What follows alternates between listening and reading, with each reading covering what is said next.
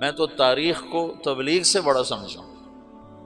حضرت مولانا انعام الحسن صاحب رحمۃ اللہ علیہ کا انتقال ہوا 1995 میں، تو میواتیوں کو بہت بڑا گروہ نظام الدین مرکز کے آگے ایک مسجد ہے، وہاں میں نے کئی نمازیں پڑھی ہوئی ہیں، وہاں مسلح ہو کے اکٹھے ہو گئے کہ اگر مولانا سعد کے علاوہ کسی اور کو امیر بنایا گیا تو ہم اسے قتل کر دیں. وہ مولانا سعد صاحب بچے بالکل اس وقت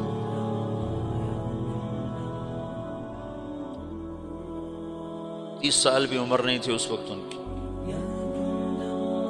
تو ہمدردیاں وابستہ ہو جاتی.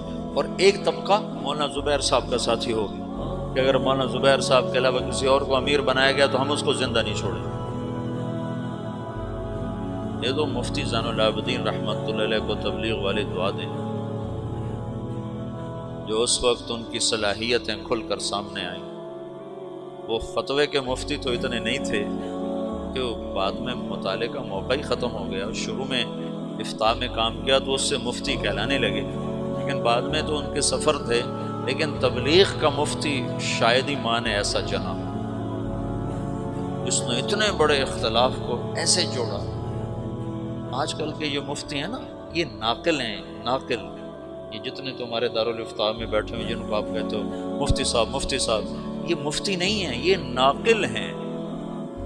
یہ تو فتویٰ نقل کر کے دے دیتے ہیں. اپنی بصیرت کے ساتھ معاملات کو سلجھانے والے کو مفتی کہتے ہیں.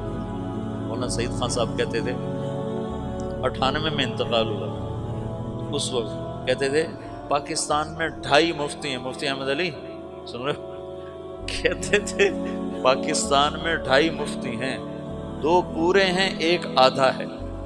میں نے کہا جی کون ہے؟ کہ بتاؤں گا نہیں، بتاؤں گا.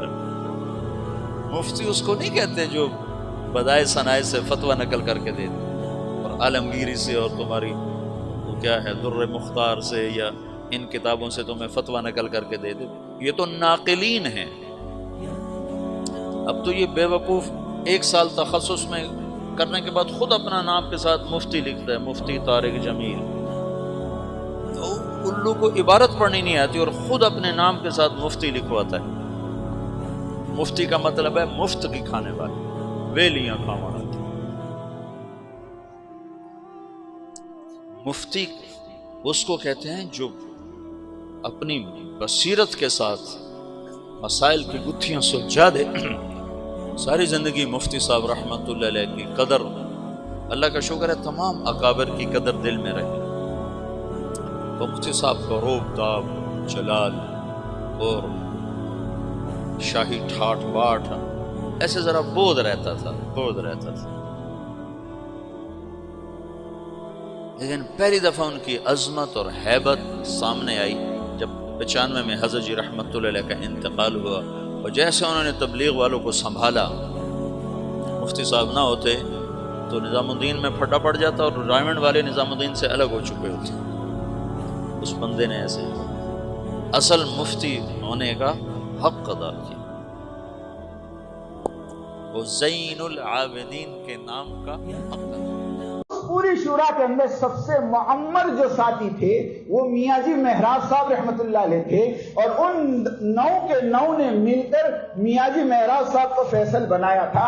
حاجی عبد الوہاب صاحب کی رائے تھی مولانا سعد صاحب امیر ہو، مولانا سعید احمد خان صاحب کی رائے تھی مولانا زبیر صاحب امیر ہو. دونوں طرف کی 3 رائے چل رہی تھی، 3 رائے ہو گئی تھی.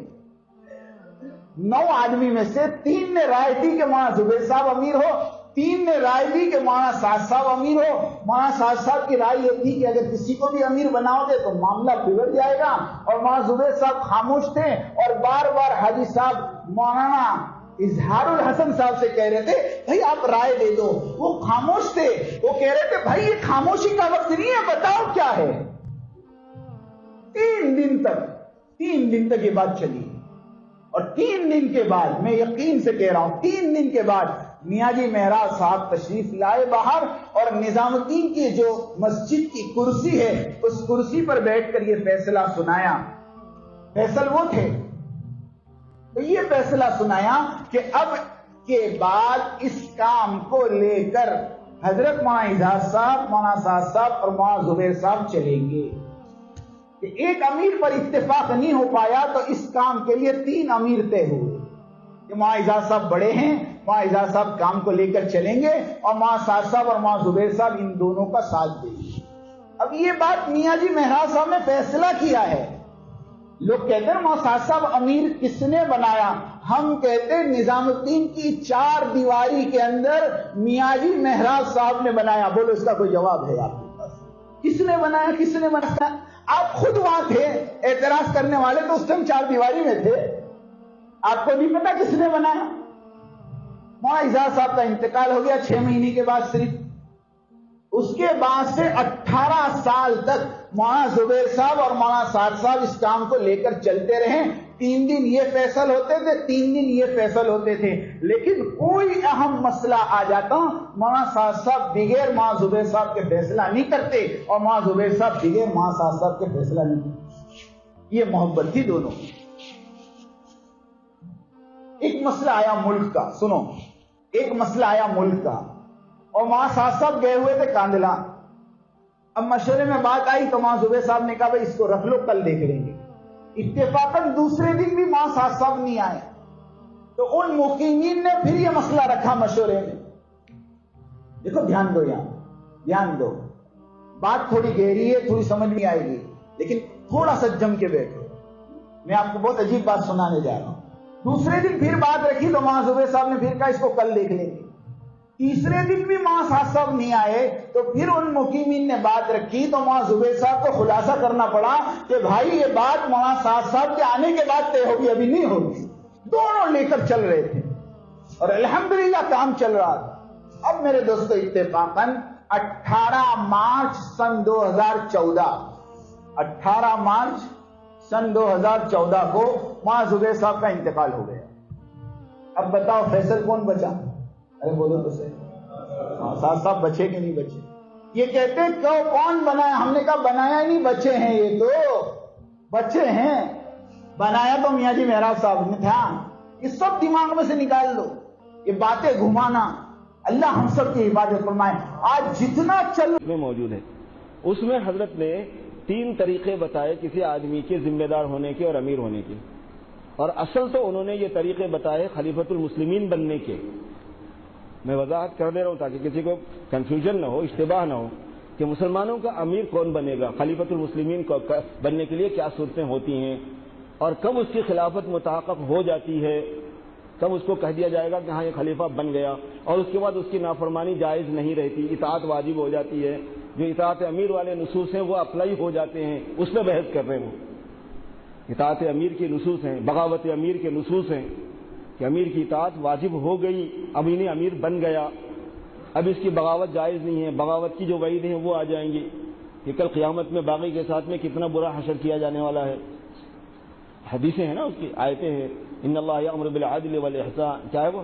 بالعدل والاحسان وایتاء ذی القربى وینہی عن الفحشاء والمنکر والبغی۔ یہ البغی کی جو خاص طور پر ہر جمعہ میں سنائی جاتی ہے اس کی خاص وجہ یہ ہے، اور حضرت عمر بن عبدالعزیز رحمۃ اللہ علیہ نے اس کو پڑھنا شروع کیا تھا، جب سے آج تک چلتا ہے یہ، کیونکہ امیر کی بغاوت جائز نہیں ہوتی اور امیر کی اطاعت واجب ہوتی ہے۔ تو امیر کب بن گیا بلکہ حکم لگائیں گے اس پر، تاکہ جب سے اطاعت والی حدیثوں کو لاگو کیا جا سکے اور جب سے بغاوت والی حدیثوں کو اس پر لاگو کیا جا سکے۔ تو اس کے اصول میں انہوں نے جو بات لکھی ہے تو اس کو قیاس کر کے ہم مولانا کی امارت کے اوپر اپلائی کر رہا ہوں میں۔ کیوں؟ یہ بھی ایک بہت بڑے ہیوج عالمی پیمانے کے اوپر امارت کا مسئلہ ہے، کوئی معمولی تعداد نہیں ہے، 10-20 کی نہیں ہے، یہ چھوٹا کوئی آرگنائزیشن نہیں ہے، تو اس لیے اس کو قیاس کیا جا سکتا ہے کہ ذمہ دار بننے کی صورتیں کیا ہوتی ہیں۔ تو انہوں نے ذمہ دار بننے کی صورتیں جو بیان فرمائی اس میں سے ایک یہ بیان فرمائی کہ آٹومیٹکلی امیر ہو جانا بائی ڈیفالٹ، یہ بھی ایک صورت ہو جاتی ہے۔ اور پھر یہ فرمایا کہ حضرت علی رضی اللہ تعالیٰ عنہ کی امارت بھی ایسے ہی ہے، حضرت علی کی خلافت جو ہوئی، امارت میں خلافت، معاف کرنا، حضرت علی رضی اللہ تعالیٰ عنہ کی خلافت بھی ایسے ہی متحقق ہوئی۔ حضرت شاہ صاحب نے لکھا ہے وہ کیا، حضرت عمر رضی اللہ تعالیٰ عنہ نے جن لوگوں کے نام دیے تھے ایک ایک کر کے سب ختم ہو گئے، وصال ہو گیا، اب بچے کون؟ حضرت علی بچ گئے، خلیفہ وہی ہو گئے، خلافت ہو گئی۔ حاشیے پہ ایک بات لکھی ہوئی ہے اسی کتاب کے حاشیے پہ یہ لکھا ہے کہ حضرت علی کے ہاتھ پہ پھر مدینہ منورہ کے مہاجرین اور انصار کی ایک بڑی جماعت نے بیعت کی اور پھر خطوط روانہ کیے پورے عالم میں، جس سے معلوم یہ ہوا کہ ایک باضابطہ جماعت نے بیعت کی اور اس سے پھر ان کو خلافت دی گئی، یعنی ان کا خلیفہ ہونا تسلیم کیا گیا. یہ طریقہ ہوا. یہ بھی لکھا ہے حاشیے میں. اصل کتاب میں یہ لکھا ہوا ہے، حاشیے میں خیانت نہیں ہونا بلکہ دونوں چیزیں سنا رہا ہوں آپ کو. مگر اصل کتاب میں یہ بات ہونے کا مطلب یہ ہے کہ یہ بات بھی شریعت میں ثابت ہے، ورنہ شاہ صاحب کیسا لکھتے؟ وہ طریقہ بھی ہے، یہ طریقہ بھی ہے. یہاں یہی صورتحال اللہ پاک نے کر دی. سب آہستہ آہستہ دھیرے دھیرے ایک ایک کر کے ختم ہو گئے. جو نظام الدین کے تھے اصل تو وہی ہیں، وہ ایک آدمی ذمہ دار ہو گیا آٹومیٹکلی. پھر حضرت مولانا زبیر صاحب رحمۃ اللہ علیہ کے وصال کے بعد میں میوات میں جو اجتماع ہوا تھا، ابھی حال میں میرے علم میں یہ بات آئی، کیونکہ حضرت مولانا یوسف صاحب رحمۃ اللہ علیہ کی امارت کے وقت بھی حضرت مولانا الیاس صاحب نے یہی فرمایا تھا ان کے مشورے کے وقت کہ میواتی جس پر جمع ہوں گے وہ چل سکے گا یہاں پہ، چونکہ کام انہی میں شروع ہوا، انہی سے شروع ہوا، وہی اس کے وہ ہیں.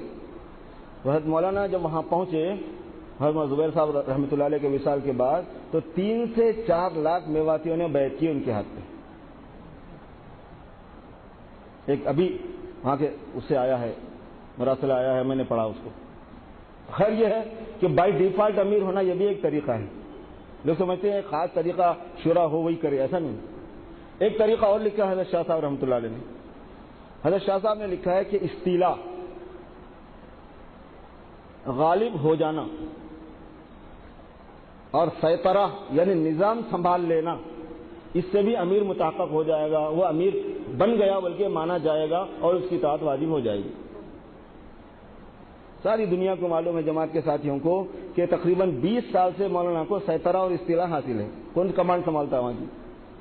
مشوروں کا فیصلہ کون دیتا ہے؟ تقاضوں کو کون لیتا ہے؟ کون بانٹتا ہے؟ ملکوں میں پورا نظام یہاں سے وہاں تک جو ہے نا حضرت کے ذریعے سے ہو رہا ہے، ایک عرصے سے ہو رہا ہے. حضرت مولانا زبیر صاحب رحمۃ اللہ علیہ کی موجودگی سے ہو رہا ہے. وہ ان کی موجودگی میں بھی فیصلہ زیادہ تر یہی ہوتے تھے، بلکہ ہمیشہ یہی رہتے تھے. سیطرہ کا مطلب یہ نظام سنبھال لینا. کون نظام سنبھال لیا؟ ڈومینیٹ کر لینا. کس کا ڈومینیشن ہے وہاں پہ؟ آئی بات سمجھ؟ اور یہ طریقہ اسلامی ہے، یہ لکھا ہے حضرت شاہ صاحب نے، گڑبڑ والا نہیں ہوتا یہ. یعنی اس طریقے سے بھی اگر کوئی ذمہ دار ہو گیا تو اس پر کوشچن اور ریمارک نہیں کیا جائے گا کہ انہیں ذمہ دار بنا کیا نہیں بنا، بلکہ بن گیا، اب سب کے ذمہ اس کی اطاعت ہے، اس نے سنبھال لیا نظام. یہ چیز بھی جمع ہو گئی یہاں پہ.